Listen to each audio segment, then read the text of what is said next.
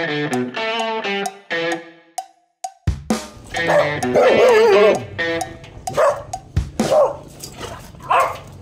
o. Yun. Si Charlie never pa namin siyang nailabas ng walk. Si Oli Full kasi siya. Nagpupul ka? sobrang cool. Sobrang lakas niya. Pinapa-training nila is the golden and the choco. But the problem, mas may problem yung maliit. Because of that barking. Siya yung nagdadala ng nervyos dun sa choco. So, kung ang nakikita nyong mas may problema to, yun ang mas may problema. Ayun o. Saan nang gagaling problema? Hindi kung sino nakita nilang mas intense lang pag tumahol.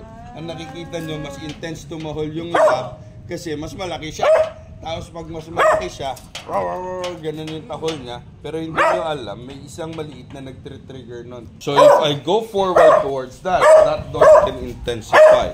Because that dog is telling na, okay, I'm nervous about what's happening right now. Si Oli, ganyan po siya. Sobrang excited. Yeah.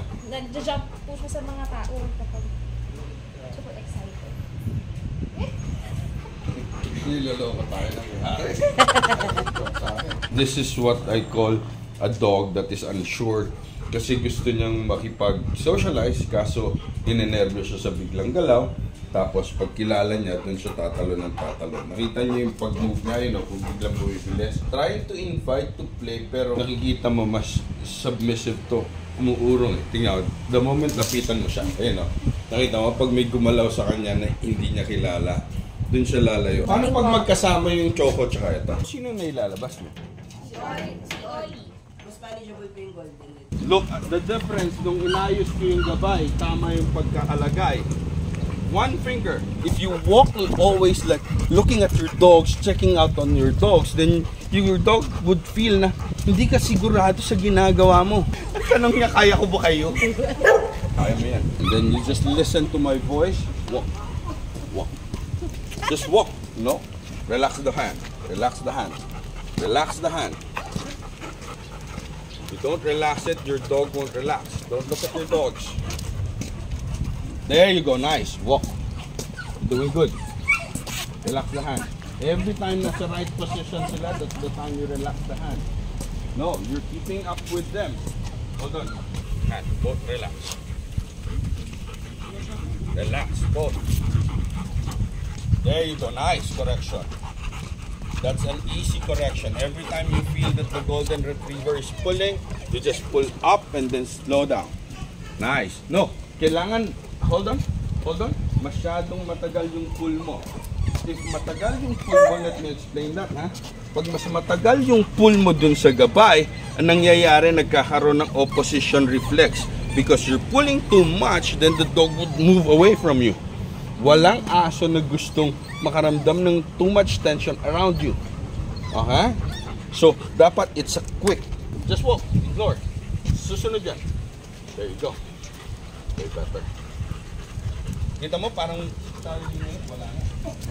Oo nga, mas magaan si Charlie. But this is a good sight to see. Nangihila kasi. Naghihilahan po kami every time. Kaya hindi ko rin mailabas. But this one is starting to really be so good then. You know why on the left? Because Charlie is so good at turning already. Ito kailangan matuto ng tension and release. No? Kahit anong gawin mo. Alam mo kung sino ka dito, ikaw yung may problema dito. Hindi naman yung malalaki. Yan ang reason kung bakit nasisisi lagi yung malalaking aso. Hindi nila alam. Mas matindi to. Kita mo, konting tension pa lang. Re-react mo siya dun sa tension. Most of the time, the dominant dogs, they would react tension here kasi hindi sila sanay and ayaw ng dominant dogs na makokontrol ito. So kaya, una pa lang pinakita niya sa akin, alam ko na siya. Pero di ba, totoo, di ba? Na siya talaga, medyo matindi. Mas matindi kasi dito. So, kahit hindi nyo siya in-enroll, gagawin ko siya kasi sayang yung pinaggagawa natin sa kanila. Kasi malakas yung amoy ng treats ng tatang kaya nila magustuhan yan. Kahit amoy nyo nun. Sa aso, wala silang pakialam kung masarap sa tao, masarap sa kanila, malakas yung amoy sa kanila. So, pero cookies sa kanila, ang amoy nila dyan, liver. So, tignan mo kahit, ayan, naglalakad na siya sa tabi ko. Hilahin ko ng konti. Nakita mo? Watch this, guys. Sit. Oh, hilahin ko ng konti. Hindi na siya masyado nagpapanik. Kuha natin. So, Mami, ikaw pwede mag-practice nito dito. Sige, pasit mo yun pareho yan. Charlie. This is tawag dito controlled exercise. Kasi alam nyo na may dadaan, alam nyo yung mangyayari para at least ma-preempt nyo. Ngayon, eventually, kung paulit-ulit gawin yon, yung ginagawang exercise, matututunan nila na, okay, this is how we should behave. Smell, Mami, smell kay Charlie, paamoy mo. Paamoy lang, and then taas mo yung kamay. There you go. And then don't look at them, kaya mo silang nakafocus sa'yo. Dave, yabag. Malakas. Go. Control, Mami. Paupuin mo. Sit. Mami, walang utos ng sit. Command lang ng hand gesture. Huwag mong bibigyan. Pero bigyan ko. Yun yung problem, di ba? Nakalock pa siya dun sa pagsugod niya, hindi ka nag-intay ng ilang seconds pa bago kumalma, bago bigay. And timing is key sa training. Taga, Dave. Isa pa. Dave.